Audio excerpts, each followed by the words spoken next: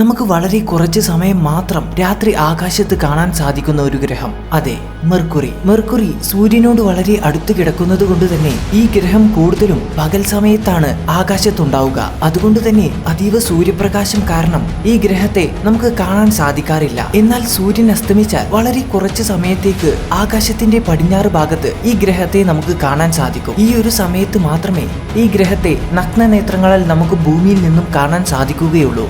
സൂര്യനോട് വളരെ അടുത്ത് സ്ഥിതി ചെയ്യുന്നത് കൊണ്ട് തന്നെ ഈ ഗ്രഹം വളരെ ചൂടേറിയതും വറ്റി വരേണ്ടതുമായിരിക്കുമെന്നാണ് മുൻപ് നമ്മൾ കരുതിയിരുന്നത്. എന്നാൽ ഈ ഗ്രഹത്തെ അടുത്ത് ചെന്ന് പഠിച്ചപ്പോഴാണ് നമ്മൾ കരുതിയതിൽ നിന്നും തികച്ചും വ്യത്യസ്തമായ കാര്യങ്ങളാണ് ഈ ഗ്രഹത്തിൽ സംഭവിക്കുന്നതെന്ന് നമുക്ക് മനസ്സിലാക്കാൻ സാധിച്ചത്. എന്നാൽ മെർക്കുറി എന്ന സൗരയൂഥത്തിലെ ഈ കുഞ്ഞൻ ലോകം എങ്ങനെയാണ്, എന്തൊക്കെയാണ് ഈ ഗ്രഹത്തിൽ സംഭവിച്ചുകൊണ്ടിരിക്കുന്നത്? മെർക്കുറിയിൽ മനുഷ്യന് ജീവിക്കാൻ സാധിക്കുമോ? നമുക്ക് നോക്കാം.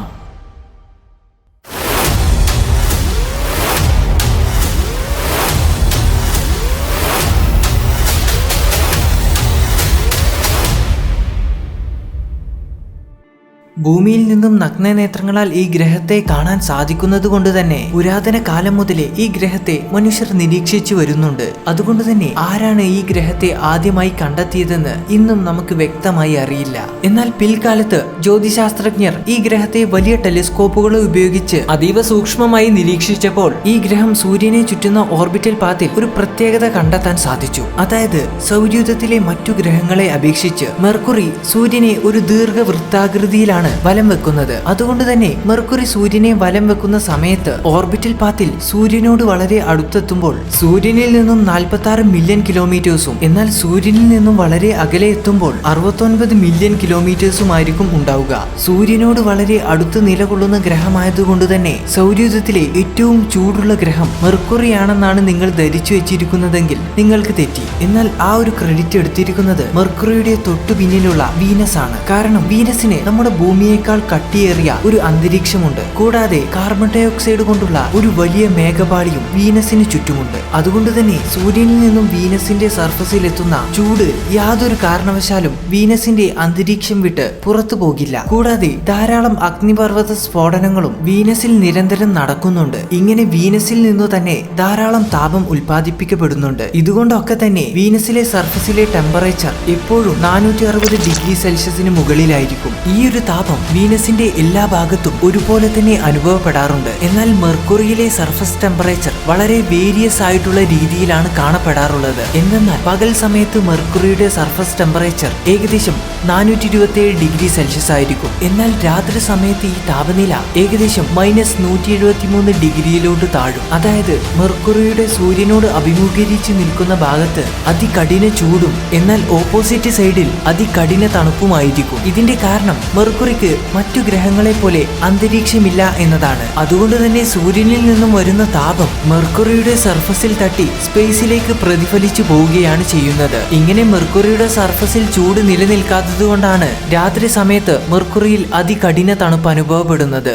നമുക്കറിയാം നമ്മുടെ ഭൂമിക്ക് 23 ഡിഗ്രി അക്ഷീയ ചെരിവുണ്ട്. അതുകൊണ്ടാണ് നമ്മുടെ ഭൂമിയിൽ വ്യത്യസ്തമായ കാലാവസ്ഥകൾ അനുഭവപ്പെടുന്നത്. എന്നാൽ മെർക്കുറിയുടെ ആക്സിയൽ ടിൽറ്റ് എന്ന് പറയുന്നത് 0.034 ഡിഗ്രി മാത്രമാണ്. ഒരു തരത്തിൽ പറഞ്ഞാൽ മെർക്കുറിക്ക് ആക്സിയൽ ടിൽറ്റ് തീരെ ഇല്ലെന്ന് തന്നെ പറയാം. അതുകൊണ്ട് തന്നെ രാത്രി പകൽ എന്ന വ്യത്യാസമല്ലാതെ മറ്റൊരു കാലാവസ്ഥാ മാറ്റങ്ങളും മെർക്കുറിയിൽ സംഭവിക്കാറില്ല. നമ്മുടെ സൗരയൂഥത്തിലെ ഓരോ ഗ്രഹങ്ങൾക്കും സ്വന്തം അച്ചുതണ്ടിൽ കറങ്ങാനും കൂടെ സൂര്യനെ വലം വെക്കാനും വ്യത്യസ്തമായ സമയങ്ങളാണ് വേണ്ടത്. നമ്മുടെ ഭൂമി 24 മണിക്കൂർ കൊണ്ട് സ്വന്തം അച്ചുതണ്ടിൽ കറങ്ങുകയും എന്നാൽ 365 ദിവസം കൊണ്ട് ഒരു തവണ സൂര്യനെ വലം വെക്കുകയും ചെയ്യും. എന്നാൽ മെർക്കുറിക്ക് സ്വന്തം അച്ചുതണ്ടിൽ കറങ്ങാൻ 58 ദിവസങ്ങളും എന്നാൽ സൂര്യനെ ഒരു തവണ വലം വെക്കാൻ വെറും 88 ദിവസങ്ങളും മതി. അതായത് മെർക്കുറിയുടെ ഒരു ദിവസം എന്ന് പറയുന്നത് നമ്മുടെ ഭൂമിയിലെ 58 ദിവസങ്ങൾക്ക് തുല്യമാണ്. എന്നാൽ മെർക്കുറിയുടെ ഒരു വർഷം എന്ന് പറയുന്നത് നമ്മുടെ ഭൂമിയിലെ വെറും 88 ദിവസങ്ങൾ മാത്രമാണ്. കൂടാതെ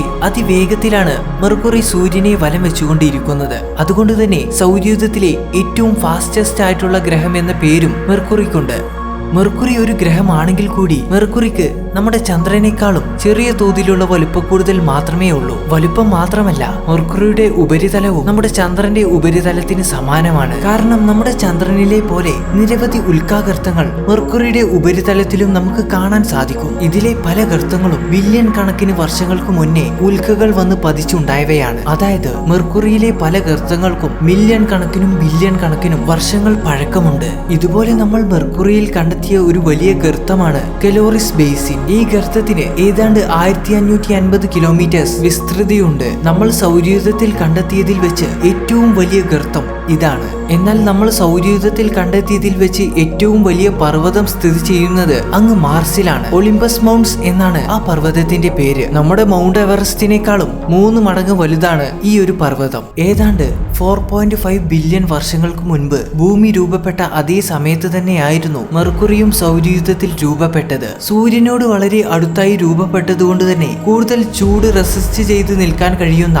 ലോഹങ്ങൾ കൊണ്ടും മറ്റു സിലിക്കേറ്റ് പദാർത്ഥങ്ങൾ കൊണ്ടുമാണ് മെർക്കുറി രൂപപ്പെട്ടിട്ടുള്ളത്. ഏകദേശം മെർക്കുറിയുടെ 70% ലോഹങ്ങളും ബാക്കി 30% സിലിക്കേറ്റ് മെറ്റീരിയൽസുമാണുള്ളത്. മറ്റൊരു തരത്തിൽ പറഞ്ഞാൽ മെർക്കുറി ഒരു ലോഹഗോളമാണ്. കൂടാതെ നമ്മുടെ ഭൂമിക്ക് സമാനമായ രീതിയിലാണ് മെർക്കുറിയുടെ ഉൾവശമുള്ളത്. അതായത് ഉപരിതലത്തിന് താഴെ വലിയൊരു മാന്റിൽ, അതിന് താഴെ മോൾട്ടൻ ലാവ കൊണ്ടുള്ള ഒരു ഔട്ടർ കോർ, അതിനുള്ളിൽ സോളിഡ് ആയിട്ടുള്ള കറങ്ങിക്കൊണ്ടിരിക്കുന്ന ഒരു അയൺ റിച്ച് ഇന്നർ കോർ. മെർക്കുറിയുടെ കോർ അറേഞ്ച്മെന്റ് എല്ലാം ഭൂമിക്ക് സമാനമാണെങ്കിലും ഭൂമിയുടേതുപോലെ ശക്തിയേറിയ ഒരു മാഗ്നറ്റിക് ഫീൽഡ് മെർക്കുറിക്കില്ല. ഭൂമിയുടെ മാഗ്നറ്റിക് ഫീൽഡിന്റെ വെറും 1% ശക്തി മാത്രമേ മെർക്കുറിയുടെ മാഗ്നറ്റിക് ഫീൽഡിനുള്ളൂ. എങ്കിൽ കൂടി സൂര്യനിൽ നിന്നും വരുന്ന സൗര്യക്കാറ്റിൽ നിന്നും ഒരു പരിധിവരെ ഈ മാഗ്നറ്റിക് ഫീൽഡ് മെർക്കുറിയെ സംരക്ഷിക്കാറുണ്ട്. മെർക്കുറിയുടെ ഈ മാഗ്നറ്റിക് ഫീൽഡ് സൗര്യക്കാറ്റിനെ ഇങ്ങനെ തടുക്കുന്ന സമയത്ത് മെർക്കുറിക്ക് ചുറ്റും ഒരു ചെറിയ രീതിയിൽ മാഗ്നറ്റോസ്ഫിയർ രൂപപ്പെടാറുണ്ട്. എന്നാൽ വളരെ കുറച്ച് കാലം മാത്രമേ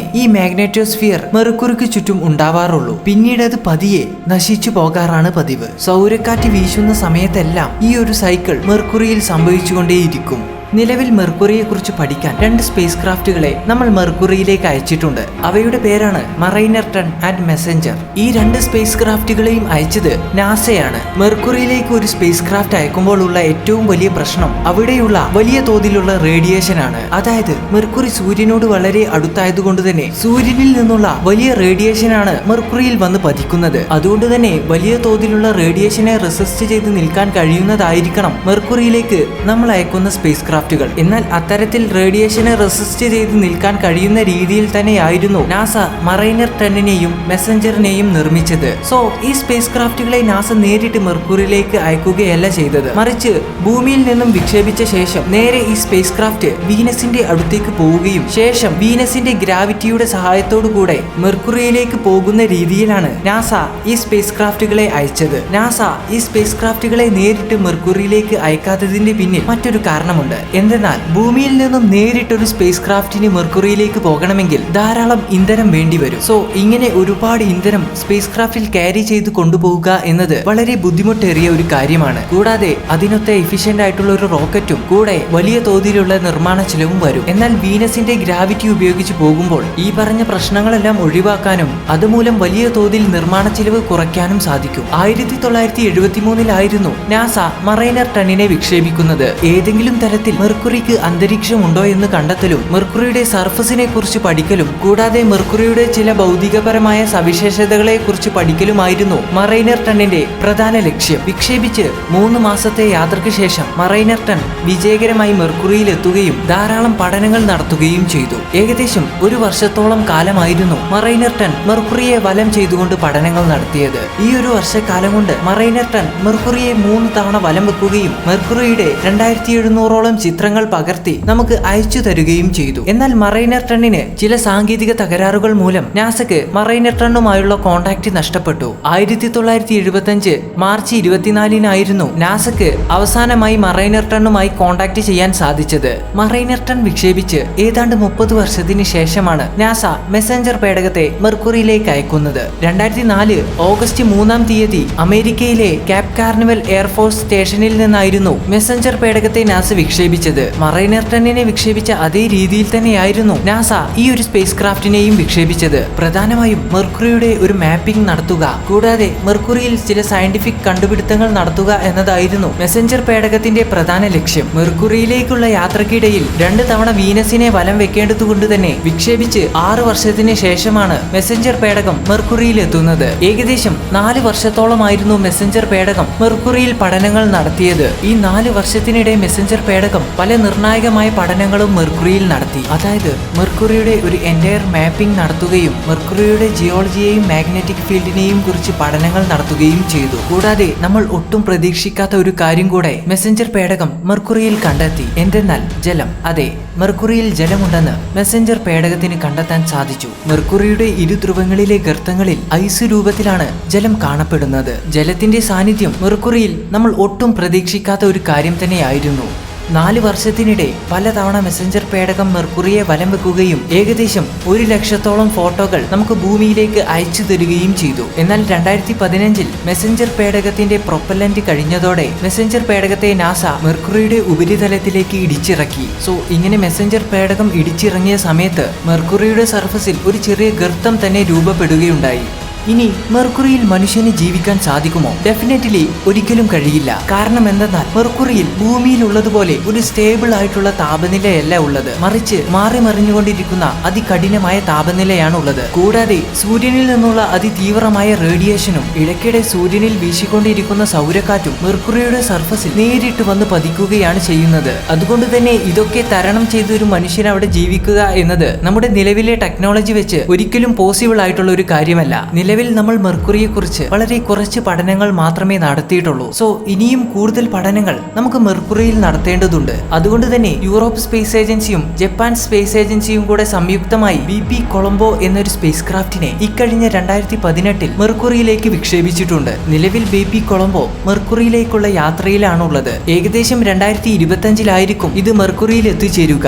BP കൊളംബോ വിജയകരമായി മെർക്കുറിയിൽ എത്തിച്ചേരുകയാണെങ്കിൽ മെർക്കുറിയെ കുറിച്ച് ധാരാളം പുതിയ കാര്യങ്ങൾ നമുക്ക് പഠിക്കാൻ സാധിക്കുമെന്ന് തന്നെ പ്രതീക്ഷിക്കാം. മെർക്കുറി എന്ന ഗ്രഹത്തിന്റെ ഒരു ഓവർവ്യൂ ആണ് ഞാൻ ഈ വീഡിയോ കൊണ്ട് ഉദ്ദേശിച്ചത്. നിങ്ങൾക്ക് ഈ വീഡിയോ ഇഷ്ടപ്പെട്ടാൽ ലൈക്ക് തരുന്ന കാര്യത്തിൽ യാതൊരു പിശുക്കും കാണിക്കേണ്ടതില്ല. കൂടാതെ നിങ്ങളുടെ വിലയേറിയ അഭിപ്രായങ്ങളും നിർദ്ദേശങ്ങളും കെട്ടിപ്പൂട്ടി കമന്റ് ബോക്സിൽ നിക്ഷേപിക്കാവുന്നതുമാണ്. അപ്പോൾ അടുത്ത വീഡിയോയിൽ കാണുന്നത് വരേക്കും ബൈ.